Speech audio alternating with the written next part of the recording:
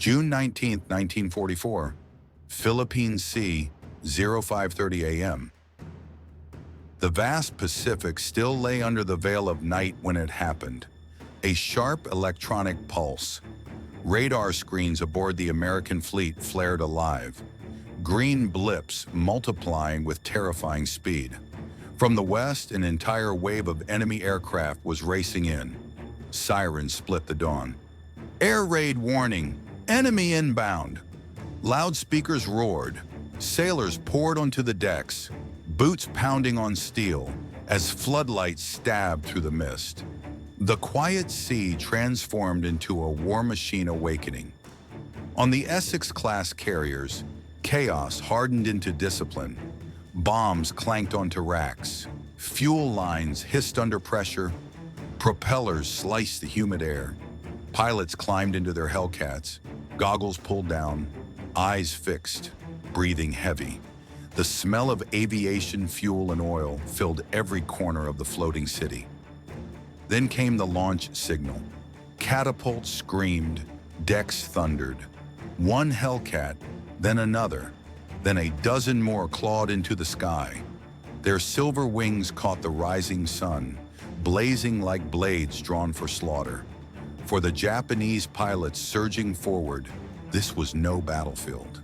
It was an ambush scripted by history, and soon the world would know it by one chilling name: the Great Marianas Turkey Shoot.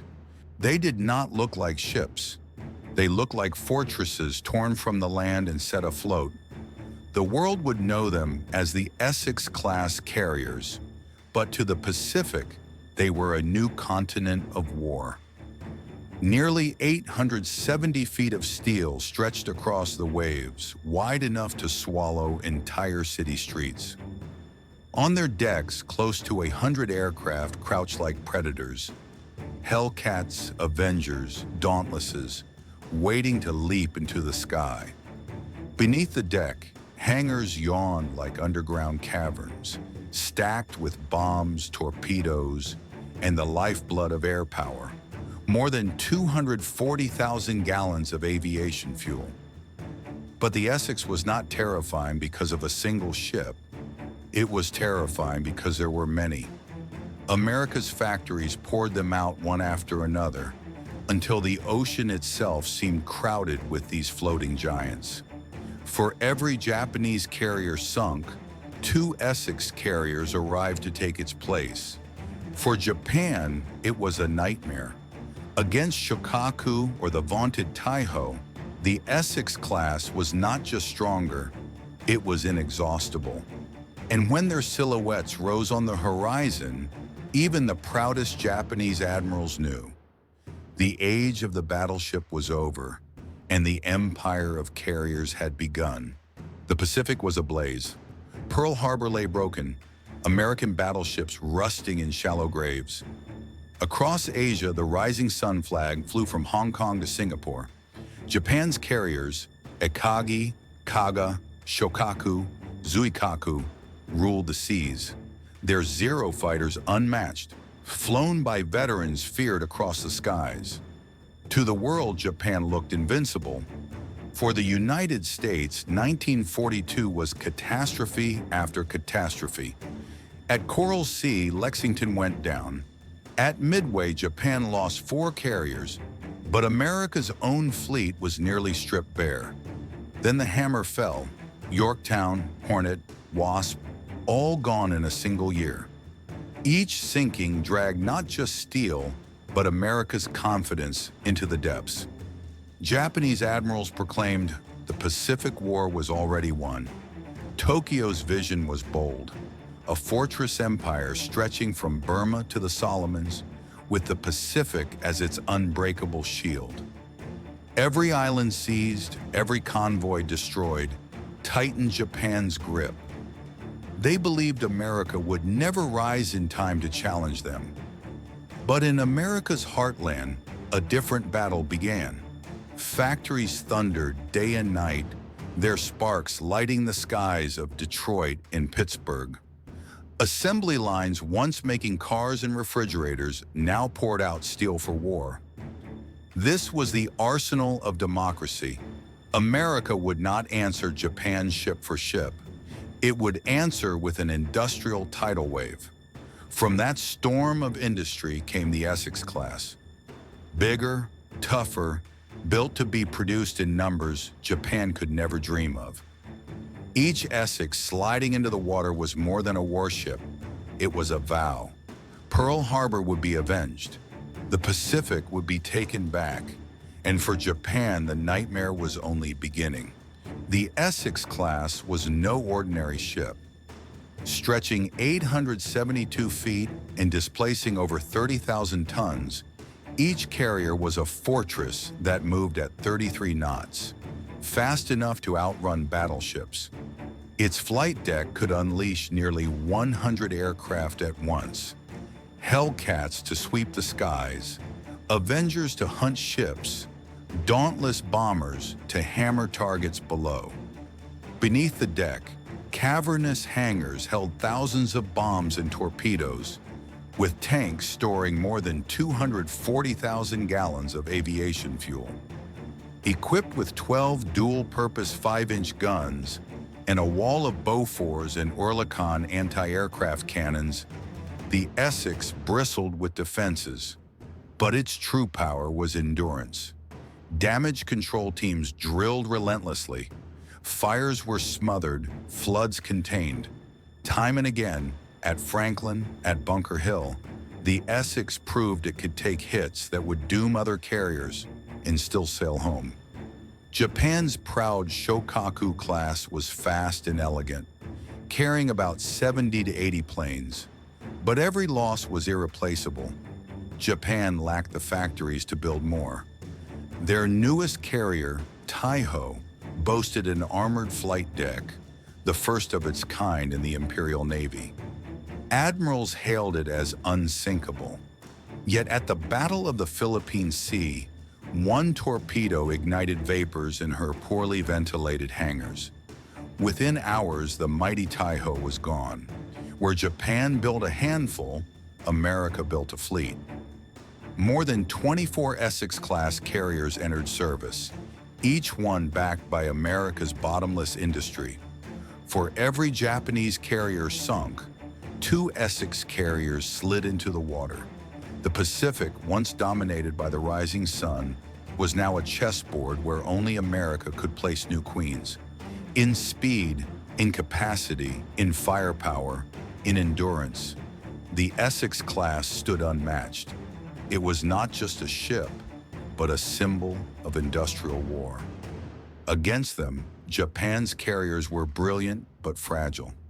The Essex-class turned the tide, proving that in modern war, strength was not measured by a single duel, but by the ability to endure and to return again and again until victory was absolute. The morning was quiet, too quiet. Just 50 miles from Japan's coast, the USS Franklin prepared to launch its strike. Dozens of aircraft stood armed and fueled, lined wingtip to wingtip across the deck. Then, a shriek from the sky. 2 Japanese bombs plunged through the clouds and smashed into the carrier's flight deck. The world exploded. Aviation fuel erupted into firestorms. Planes detonated where they stood.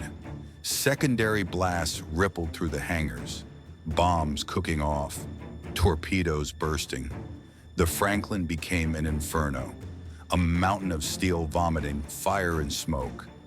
Men were thrown across the decks, engulfed in flame. Others staggered through choking black smoke, dragging their brothers, only to collapse themselves. More than 800 sailors died within hours. The ship shuddered, broken, drowning in chaos. From afar, observers believed the Franklin was finished, another name to be carved into the Pacific's graveyard. But deep inside the burning fortress, men refused to give up. Burned, blinded, coughing blood, they fought the flames. With buckets, hoses, even their bare hands, they smothered fires. They sealed bulkheads, vented compartments, carried the wounded to safety. Inch by inch, they beat back the inferno. Against all odds, the USS Franklin survived. Charred and broken, she crawled back across the Pacific under her own power. For her crew, she was more than steel. She was alive, and they would not let her die. The world remembers her as the ship that wouldn't die. And through her, the Essex-Class proved that what made them invincible was not only armor or firepower, but the unbreakable spirit of the men who sailed them. At dawn, the horizon came alive. Radar screens pulsed with blips. Hundreds of Japanese aircraft screaming toward the fleet. A klaxon wailed across the Essex-Class carriers. Air raid incoming. Pilots raced up ladders. Flight crews rolled bombs. Engines thundered. On the decks, Hellcats lined up like arrows waiting for release. Then the sky erupted. Zeros, Judies, and Vals plunged out of the sun, their engines howling. They came in waves, desperate, furious, the pride of the Imperial Navy. But the Americans were ready. Hellcats slashed through the formations, guns blazing. Anti-aircraft fire tore the sky into a cage of steel. Explosions blossomed everywhere. Black smoke, orange fireballs, wings torn apart mid-air. Japanese pilots fought with suicidal courage. Some dived straight into the storm, hoping to punch through. But it was hopeless. The air became a slaughterhouse. In a single afternoon, more than 300 Japanese planes were annihilated. Veteran squadrons erased. Decades of training gone in hours. Pilots who had once ruled the skies now fell burning into the sea. By sunset, the Essex-Class decks still bristled with aircraft, ready for more. But the Japanese carriers stood silent, their air wings butchered. The Pacific had witnessed not just a battle, but the death of an empire's air arm. From that day, the rising sun no longer commanded the skies. The Essex-Class carriers had turned the greatest gamble of Japan into its greatest disaster. The Battle of the Philippine Sea was not just a clash of steel and fire. It was the moment an empire's sword was broken. Japan did not merely lose aircraft that day. It lost its future in the skies. Hundreds of planes gone, squadrons erased, and most devastating of all, the loss of irreplaceable veteran pilots. From that day, the proud carriers of Japan became shadows, hulls adrift without wings. The rising sun had set on its own air power. For the United States, the Essex-Class became more than carriers. They were rolling declarations of intent. Each launch of Hellcats, Avengers, and dauntless bombers sent a message. America would not only strike back, it would never again be stopped. The Pacific, once a Japanese stronghold, was being redrawn map by map, island by island, by the relentless presence of Essex-Class carriers. History teaches a harsh truth. Wars are not decided by brilliance alone. They are decided by the power to endure, to replenish, to return again and again. Japan fought with unmatched courage and skill, but courage cannot refill empty hangars, and skill cannot replace lost squadrons. America's factories, Detroit's assembly lines, Pittsburgh's steel mills, became as decisive as any battlefield. It was not just pilots who won the war, but the workers whose hands forged the ships and planes that never stopped coming. Yet even steel is not enough. The Essex-Class were floating cities, but their beating heart was human. On decks scorched by bomb blasts, in hangars filled with smoke, it was sailors who kept the fight alive. Men who carried bombs with bare hands, who dragged comrades from flames, who refused to let their ships die. The lesson is eternal. Machines give power, but it is human resolve that gives victory. The fall of Japan's air arm marked more than the turning of a war. It was the end of an age. The battleship had faded, the carrier had ascended, and through the Essex-Class, America discovered the shape of modern warfare. Mobility, endurance, overwhelming force delivered from the sea. From the ashes of Midway and Pearl Harbor, America rose not just to survive, but to dominate. That is the legacy of the Essex-Class, and the warning of history. The Essex-Class carriers were not just ships of steel, they were the turning of an age. The proof that endurance, industry, and human resolve can change the fate of nations. The Pacific still whispers their story of decks aflame, of skies filled with fire, of men who refused to break. And behind every carrier, behind every victory, lies a lesson the world must never forget. If this story moved you, join us at Oblivion Archive. Together we'll journey deeper into the untold corners of World War II, where history still waits to be remembered.